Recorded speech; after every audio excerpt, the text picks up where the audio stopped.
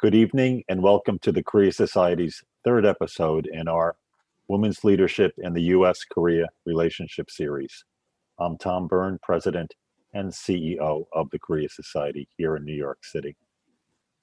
Our Women's Leadership Series highlights the achievements and the important role Korean and Korean American women leaders play in their own countries as well as on the global stage.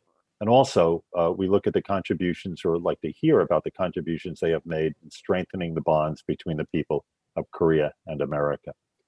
The Korea Society is honored tonight to feature Congresswoman Young Kim, one of the Korean American women trailblazers serving in the U.S. House of Representatives. We will hear from Congresswoman Kim on how, as an immigrant, she pursued the American dream to become a successful Korean American leader and politician. Congresswoman Kim represents California's 39th district, which includes parts of Los Angeles, Orange, and San Bernardino counties.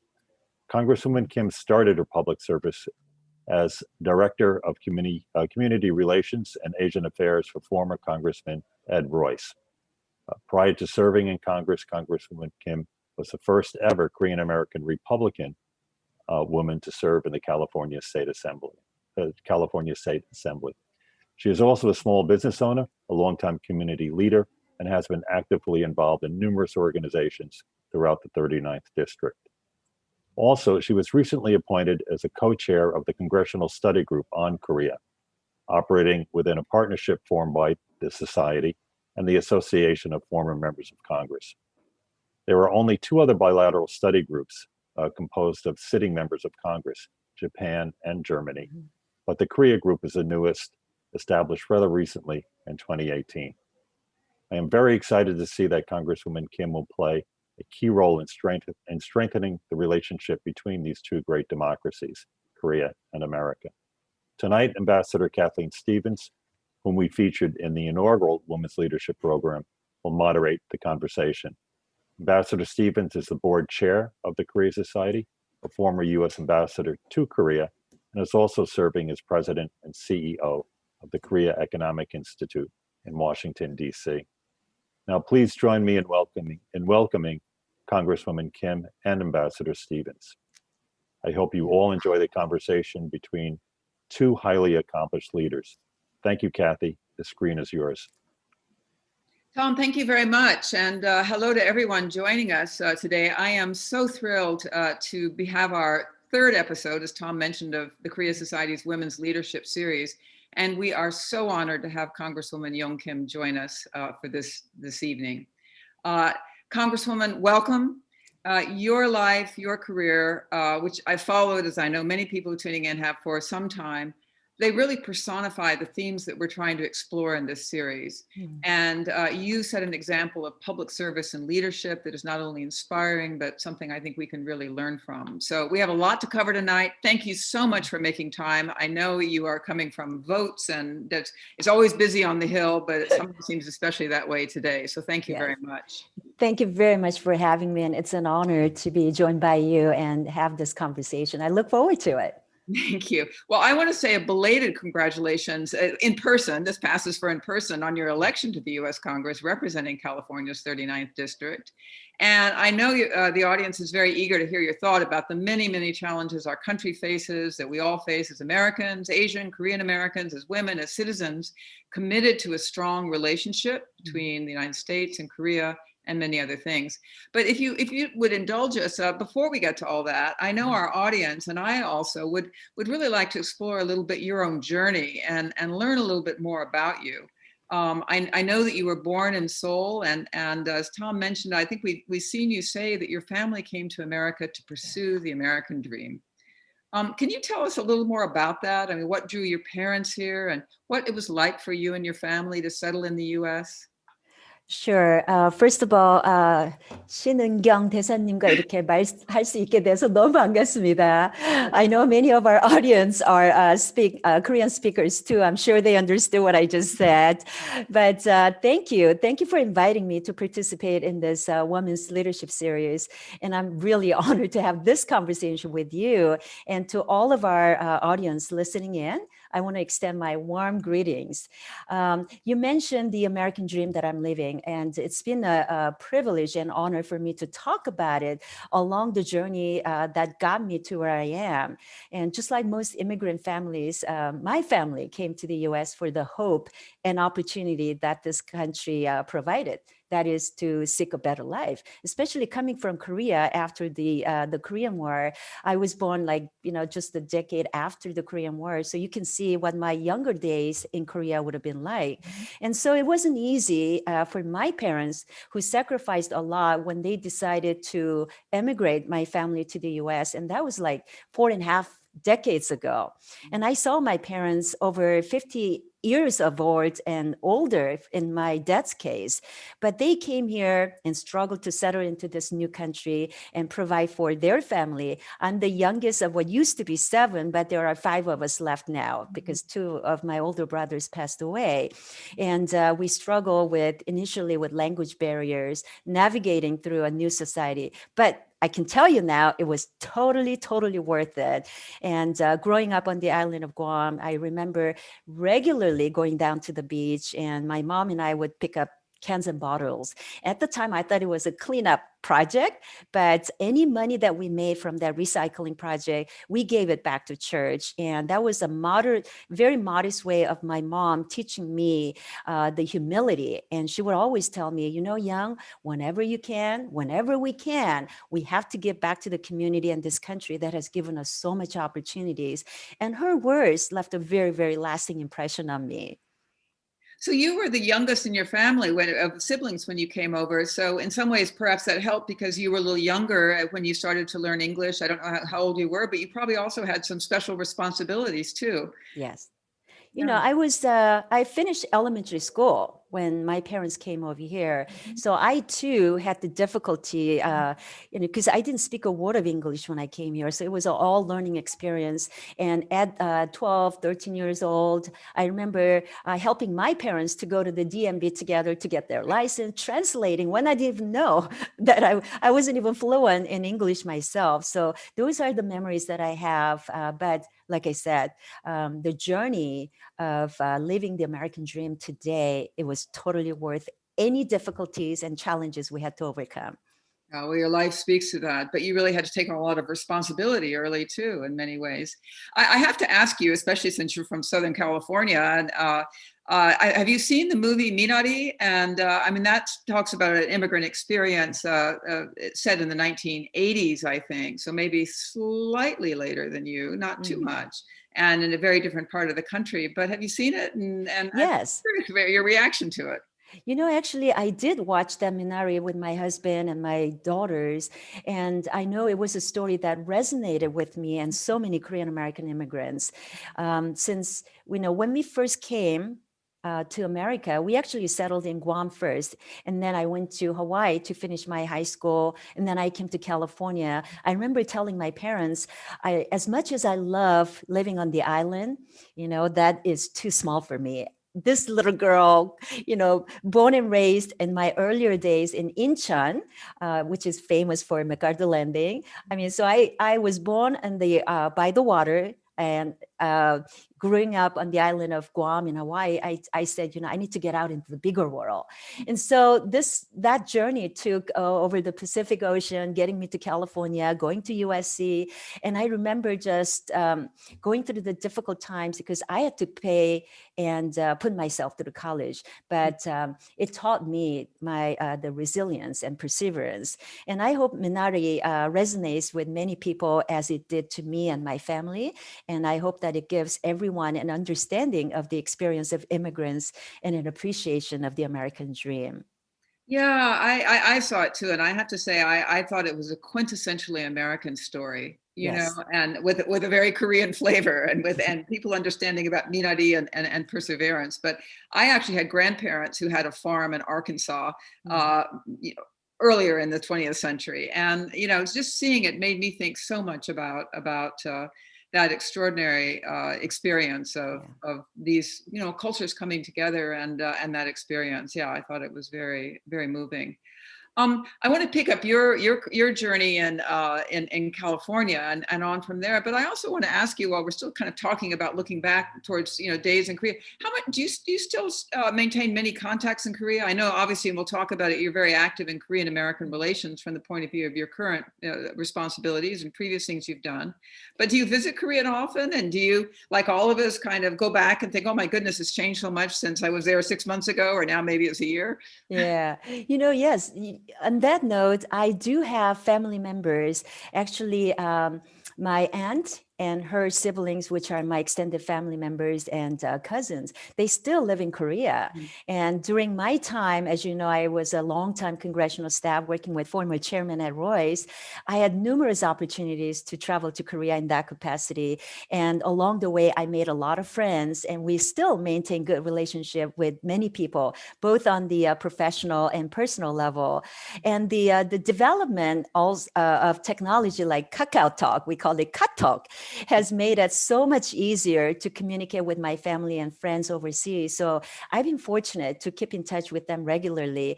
But every time I visit Korea, I'm amazed by how much Korea has changed since I left as a young girl. And it has literally risen from the ashes of the aftermath of the Korean War to become the center of technology and economic superpower. You remember when you served as the ambassador in South Korea, and I know you've seen all that what I'm describing. There is a term that the miracle of Han River, and so I think you and I share the amazing development, and we've seen the incredible testament to the resilience of the Korean people.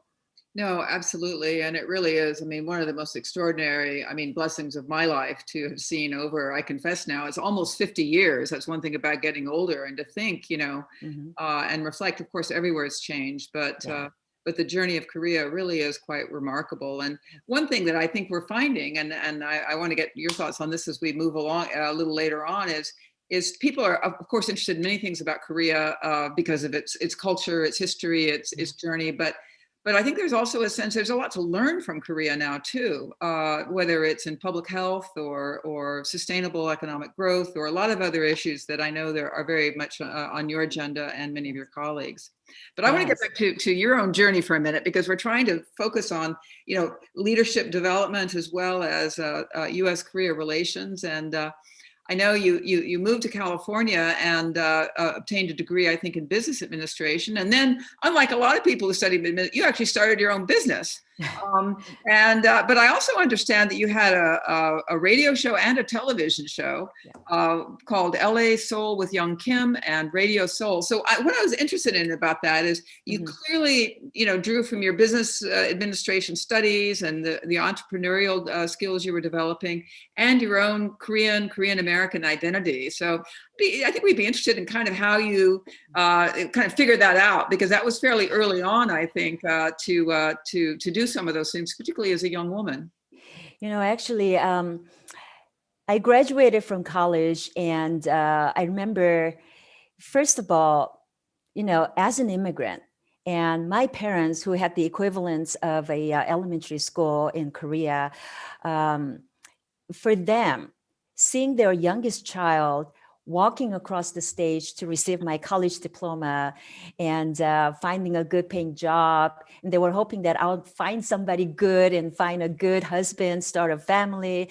And then when they saw that I started as a financial analyst in the First State holding company, it's now Wells Fargo, right?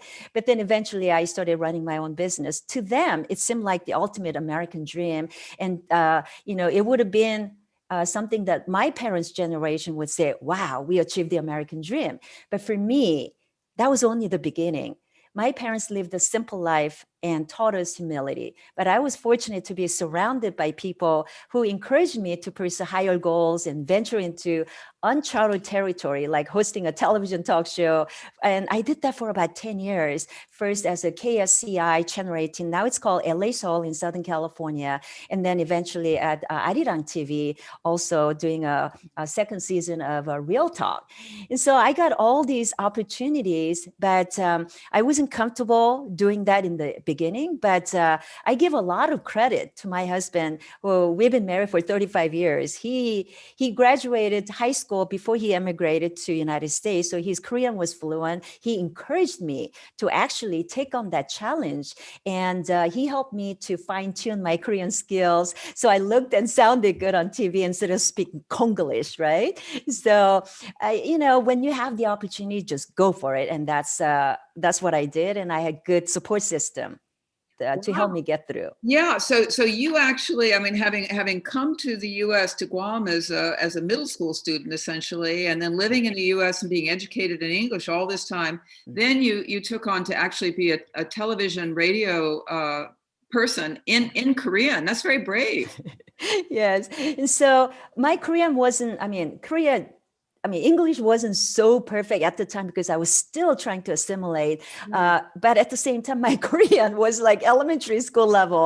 But over the time, just like anything, linguistic skill is something, the more you speak, the more you feel comfortable. And I was able to just hone my skills along the way. Yeah.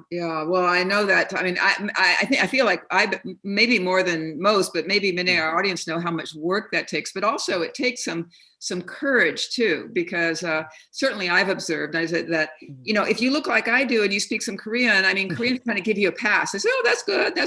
But if you look Korean, it's like they're very exacting. They can be very demanding. So I hats off to you. Yeah.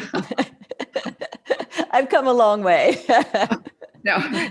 But you did, then you said that wasn't enough for you. You then moved from the private sector into public service, and you've done, the work as a staff member, as a California State Assembly member, and run for office. And I think you ran twice before you were elected. So that takes a lot of perseverance too.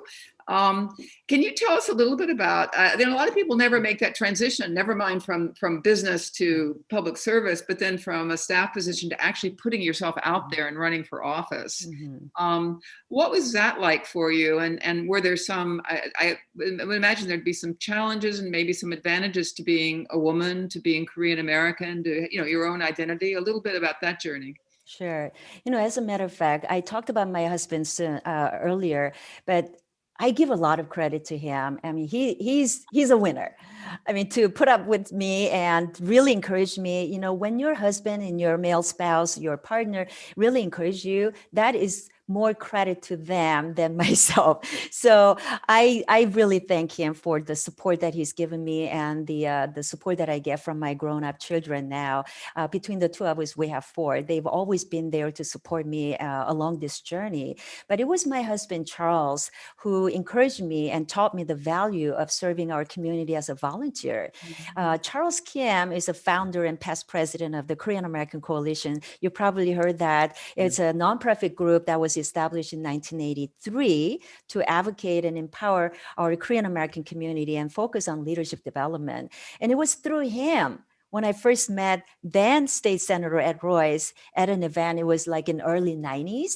And our initial meeting led to Mr. Royce asking him if I would continue to work with him. So that led to working initially in his state Senate office, and then eventually moved on to continue to serve with him more than 2 decades as his Director of Community Relations and Asian Affairs in his congressional office.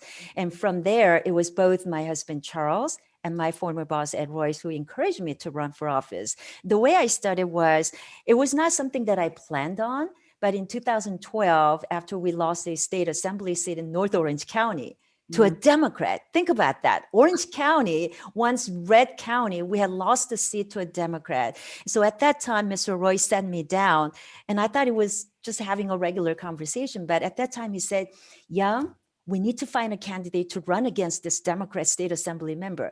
Granted, she had just literally won a few weeks before, and she hasn't even been sworn into office. But he said, we need to find somebody, and somebody fast, so we can start working on this. And I said, oh, sure, boss, I'll look for somebody. And he said, no, I think we have a perfect candidate. Look no farther. You'll be great. Like, huh? That's how it started. But I went on to win that seat in 2014. And that's how I became the first Korean American Republican woman to serve in California State Assembly. And now, when he said he's going to retire at the end of 2018, I ran. But as you know, I narrowly lost that election. It was heartbreaking. But after analyzing what happened and seeing where this country was headed, because of so much partisanship that we see and the lack of representation that I saw representing me in my 39th district, I decided to run again. I'm glad I did because I'm here. The word goes, winners don't quit, right? So I didn't quit. Right. Congratulations. And you came out of this background with very deep roots in your district and in your community, which I think sometimes is more reflected, I think, in some of the women members of Congress, right, who often come with those starting even with volunteer work and other things, and really developing those ties. So I'd love to hear a little bit more about your district. I mean, I do know something about it, and but what are you hearing from constituents? I mean, you just came through the election, but now you're here. It's been quite a initial several months. This is definitely not the way I wanted to start my first term, or let alone the first month in Congress. But we're making the most of it. I know why I'm here, to represent not only the 39th district, but all Americans. And using my story, I'm hoping that I can inspire others to do the same and know that they too can realize the American dream. But the 39th district spans across parts of Los Angeles, Orange, and San Bernardino counties, and it's one of the most diverse districts in the country. And I think, like many communities, the 39th district has been bearing the brunt of the COVID-19 pandemic, and our small businesses, which is probably, this is a suburban district, so there are a lot of small and mid-sized businesses, and they've been hurting, and individuals have been hit hard by unemployment, as well as California's, California lockdown.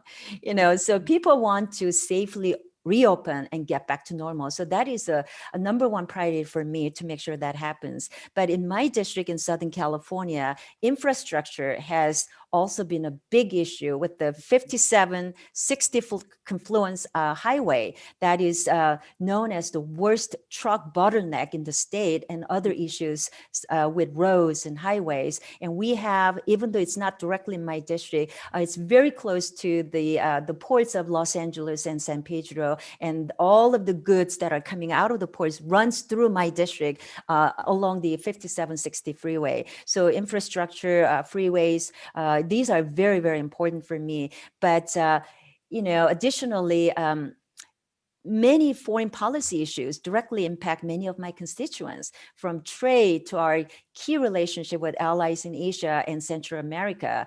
And this is also home to Cal State Fullerton. And this is a Hispanic serving institution, as well as where 3 of my 4 kids, they went to Cal State Fullerton. So I'm a Titans at heart, even though I'm a Trojan. That's right. And what about immigration? Does that play as a big issue in your district, would you say? Yes, it certainly does, because as I mentioned, it's a very diverse district, and where 1/3 of our constituency are Asian Americans, and it's 1/3 Hispanic and 1/3 Caucasian. So we have a lot of immigrants, legal immigrants, that are making their livelihood and making this a home.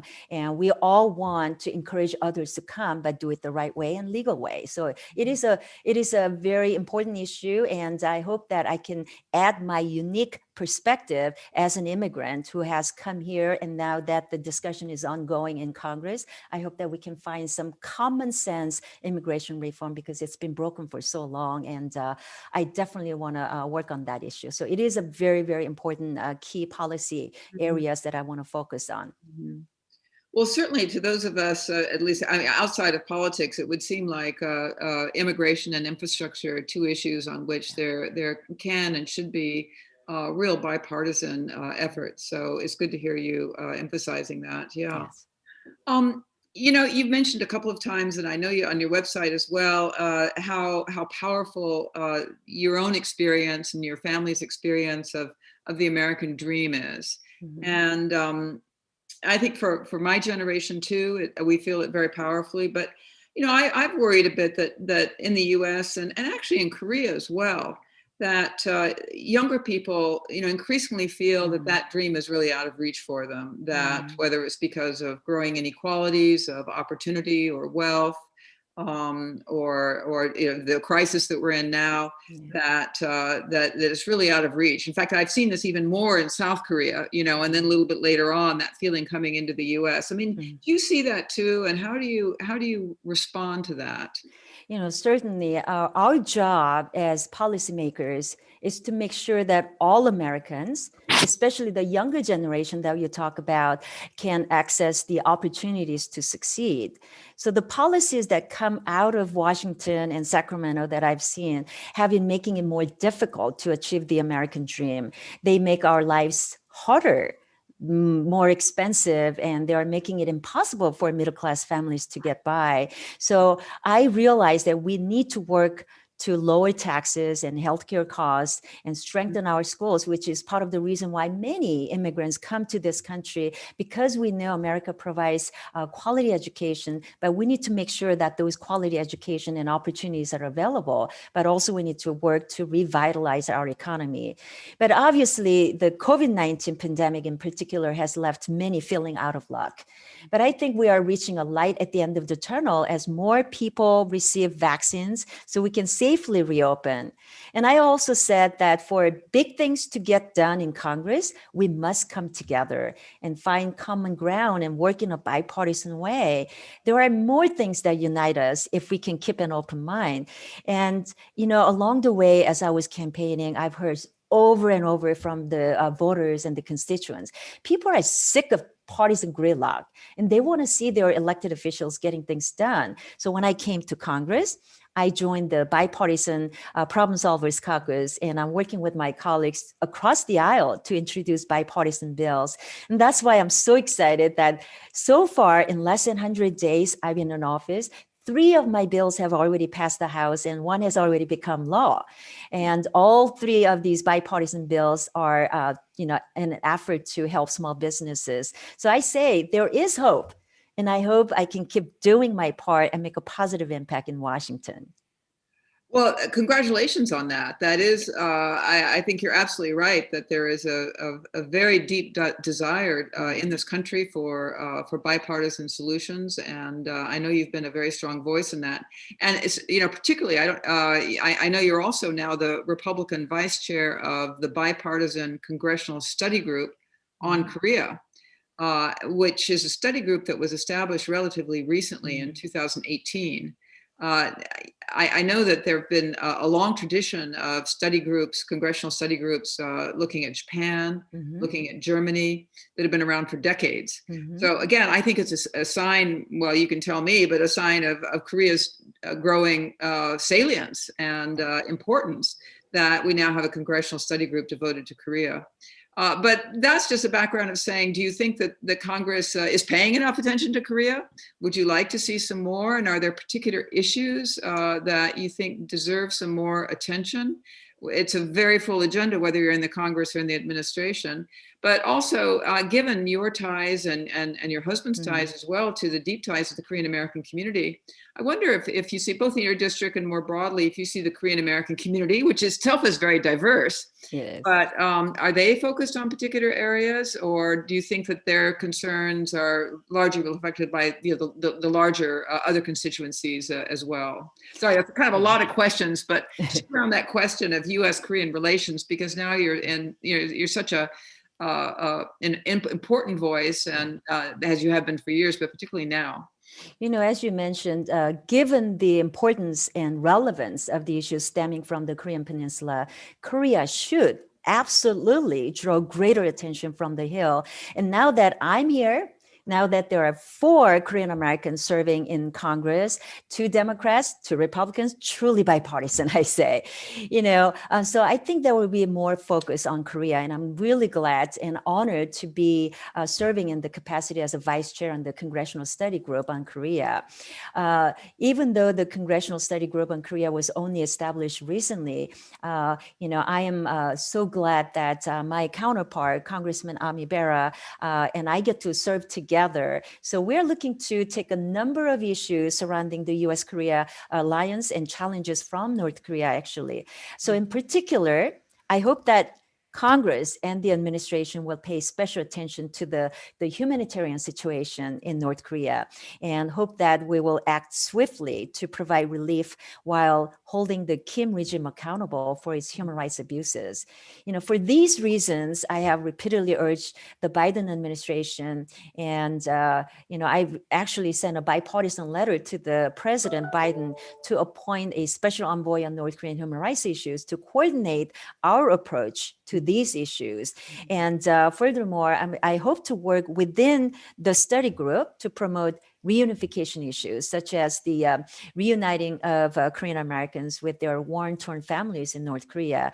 And I've been fortunate to have co-sponsor and co-lead 2 bills on this, and I hope to raise it further among our group membership. And as you know, just today, we had a Foreign Affairs Committee markup session, including these 2 bills that I just mentioned. So I hope that it will come to the floor swiftly, so I get to vote on it and get the passage out of it too. So we are working hard.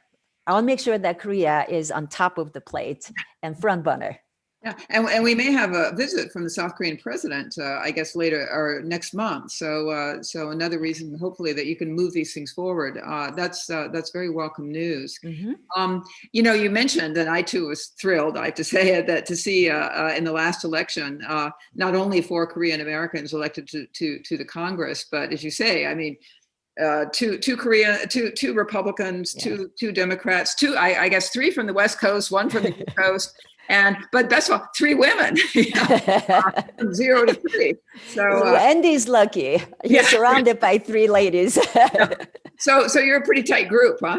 Yes, we are.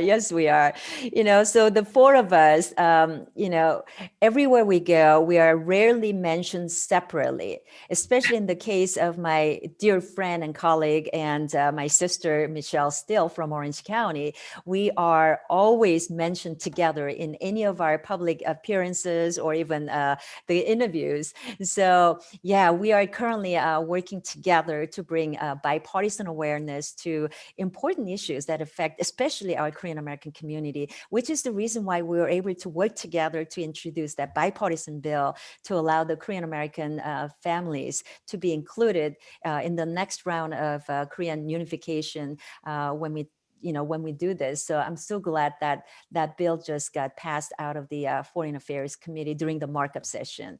And you also may know that there is a gentleman that I greatly admire who is no longer with us, but Colonel Young Kim. Mm-hmm. I enjoyed knowing him and getting to work with him in our community through Korean American Coalition, Korean American Youth Community, and many other organizations. We are working to, work on a bipartisan bill to provide him with a belated posthumous Congressional Gold Medal to Colonel Young Kim. And we introduced it together. So it was a bipartisan bill. And if we don't do it as Korean American legislators working in Congress, I don't know who will pay attention to this. So these are just some of the examples I mentioned, but I hope we can continue to work together to bring awareness on these issues, plus many more that is impacting our community. Yeah, and I mean, in addition to, of all the things you've mentioned, to the importance of the specific issue itself, I mean, the reunification of families, the honoring of people, it does, you say, brings awareness to people, to a broader audience who think they know something about Korea, but I mean, I still find after all these years, I'm constantly discovering the richness, and the depth of this relationship. So highlighting all of that, and you have a great platform to do it, is a very welcome and important thing. I'm going to shift back a little bit, well, actually, back to, in a way, kind of women in leadership, although men in leadership also have children. But, you did mention, and we know you're a proud mother of four children. It's good to know they all are went to school at a great university. But I wanted to ask you both. I mean, women always get asked this question, but we're always curious, how do you manage that? And then I'm going to take that your husband's part of the secret sauce here. Yes. But also, in addition to that, I mean, how you've managed it. I mean, your thoughts going back to some of the policy things you're focused on about how the pandemic has affected women now, in terms of making that work-life balance even harder as we've had to juggle with education and so on. Yeah, I mean, you're right. I'm very fortunate. I'm proud mother of four, and you wouldn't believe it because my name is Young. So I always joke around, I'm forever young, even if my husband grows old, right? My children are really 34, 31, 29, and 26. So when they see that my kids are this old, they go, no way, so how old were you when you got married? I always say, I'm only 15 and I'm forever 29, right? But women and mothers especially know how to resolve conflicts and get things done. And I've seen that as I was raising my four kids. There is always two versus two, always teaming up, sometimes first and last one, and sometimes, first and second. But I've been able to balance. And, I'm a Libra. I was born in the year of the tiger. So I pride myself and call myself a tiger mom. When you see your four children have grown up and they all turned out okay, I think I deserve that title, right? But, my kids are grown up now, but I have great empathy for parents with young kids, especially during the COVID-19 pandemic, having to juggle their jobs and working at home, all of a sudden finding themselves to be not only a room mom and volunteering once in a while in classroom, you're actually trying to be a teacher and doing everything. So I really empathize with them and I really give them a lot of credit.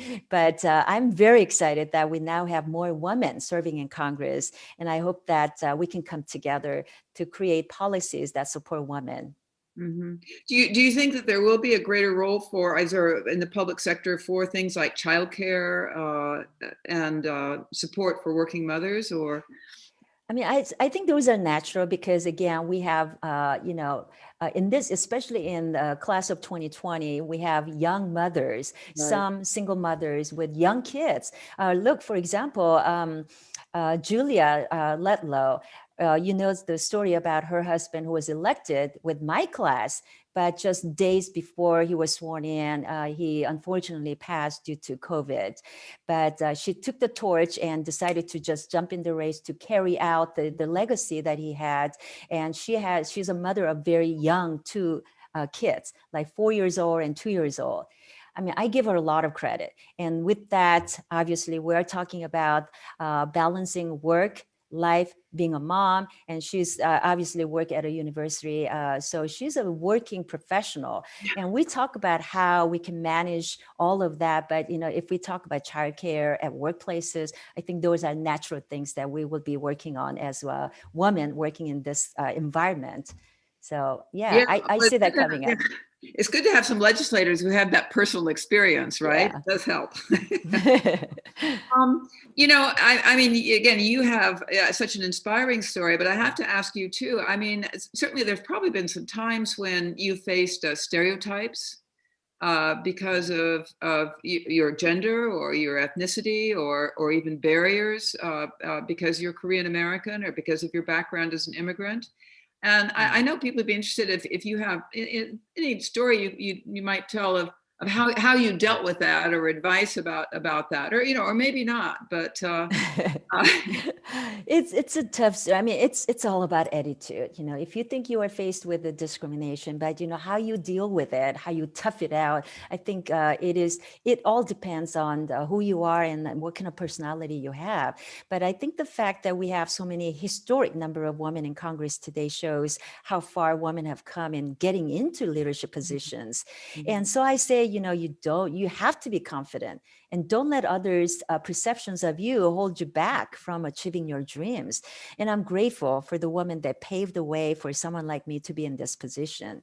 And there have certainly been some haters along the way. And I've dealt with stereotypes, such as when I travel on Codel with members of Congress, I'm perceived to be just a lowly junior staff or just a translator, especially when I go to Korea, or just someone who's carrying and delivering coffee. But, I just make sure that I didn't let those perceptions define me or stop me from performing my duties. Right, right. No, it's an issue in Korea. It's still an issue in this country. That's Yeah. right. Yeah, Mhm. and yeah. Um, but yes, I think you and I have both seen quite a bit of change too, Mhm. which is good. Certainly, yes. Um, but also on a kind of a very painful topic, and I know you've been active on it. In recent weeks and months, we've seen the Asian community and especially Asian women be victims of horrible hate crime attacks and worse. And I think certainly now I hear, and I wonder what you're hearing, that among many communities there's a wariness and a worry about going out and about in public and how and what might happen. I just wonder what you think can be done about that, either at the public policy level or at the individual level.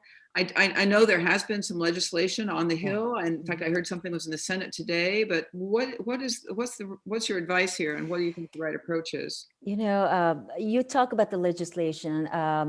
I did sign on to a bill that would create a bipartisan commission to look into these hate crimes so we can create a lasting solution. But I think it's really important to remember that we cannot legislate hate out of our hearts and minds. Real change happens with each of us taking personal responsibility. So I'll continue to work to help heal our divisions while speaking out for the AAPI community. And, because this, crimes against the Asian community has been, on the rise, especially because of the COVID.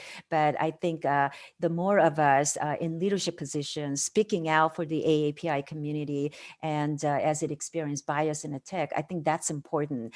But I just want to say that the rise in violence and hateful actions we have seen across U.S. communities, especially during COVID-19 pandemic, is just abhorrent. It's unacceptable and it has to stop.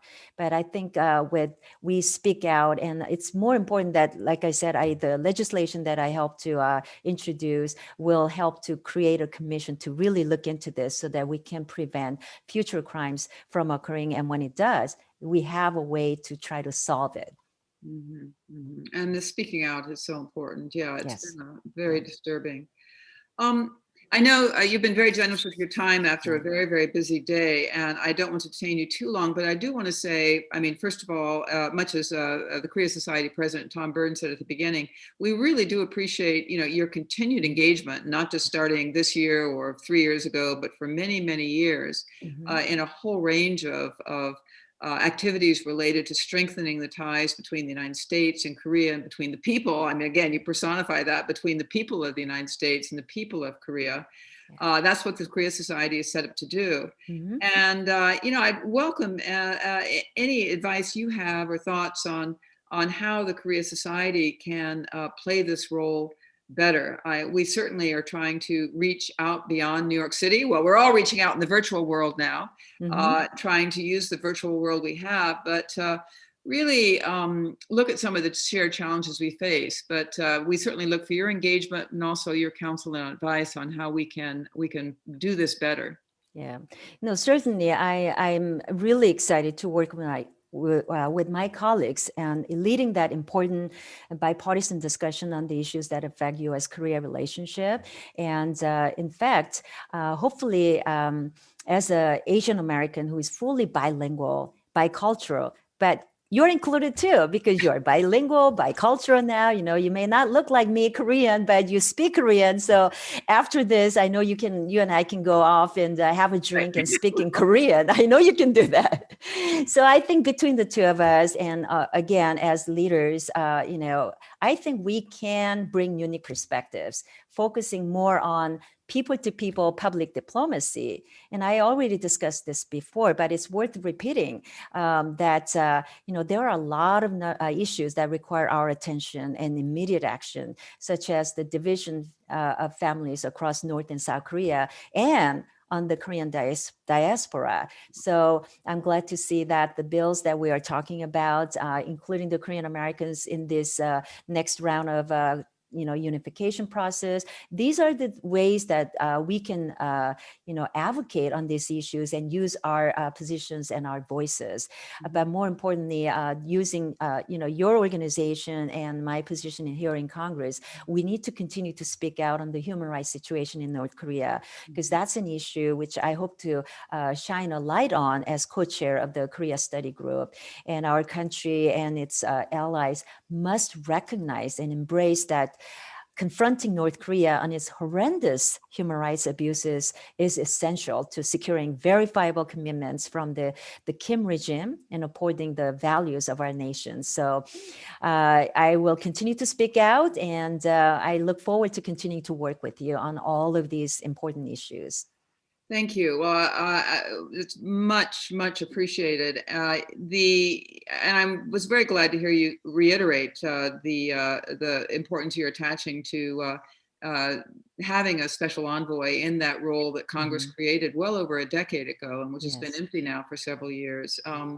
And then working with that person and with Congress closely on these issues. I mean, I think the Korean American community is only going to play a larger role, I think, and rightly so, in the unfinished business of on the Korean Peninsula, because it certainly is about division and nuclear weapons and security threats, but it's also about human tragedy. Correct. And I know that's still very deeply felt in the Korean American community, and something we want to not only not forget, but really find ways to address. So thank you for that advice and that encouragement.